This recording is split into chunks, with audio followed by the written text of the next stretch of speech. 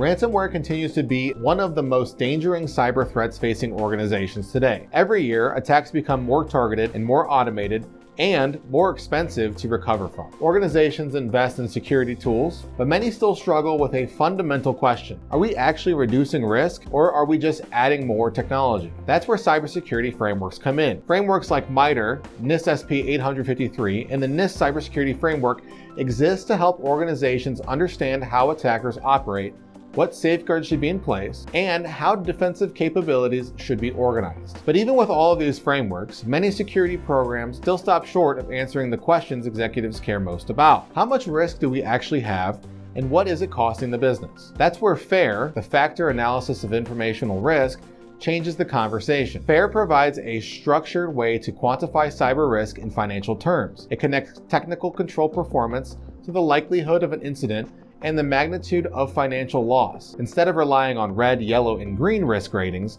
organizations can begin to actually estimate expected annual loss, worst-case scenarios, and the real financial impact of ransomware. Let's start with loss event frequency. This depends on two things.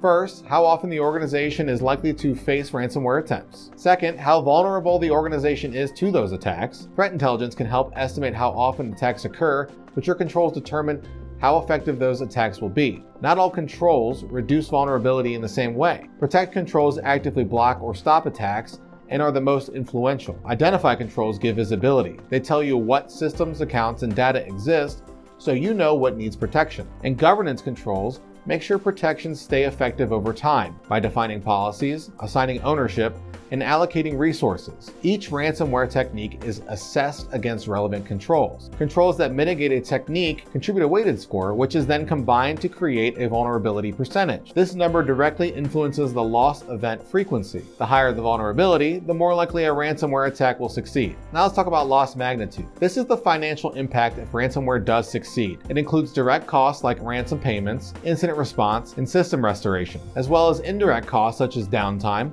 lost revenue, legal fees, regulatory penalties, and reputational damage. Loss magnitude is primarily influenced by detect, respond, and recover controls. Detect controls determine how quickly an attack is noticed. Respond controls determine how quickly it is contained. And recover controls determine how quickly operations return to normal. Only certain ransomware techniques impact loss magnitude. Those related to execution, data exfiltration, or system impact. Controls associated with these techniques receive weighted scores. Respond controls get the highest weight, followed by detect and recover controls.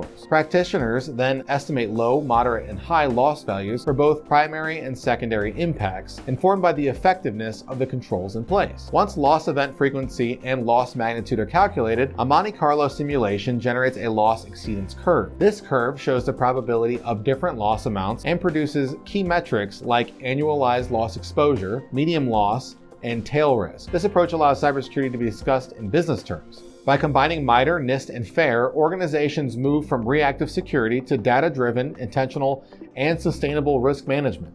If you'd like to learn more about cybersecurity frameworks and risk, reach out to K2GRC. And you've already made it this far into the video, so you might as well like it, share it, and comment below.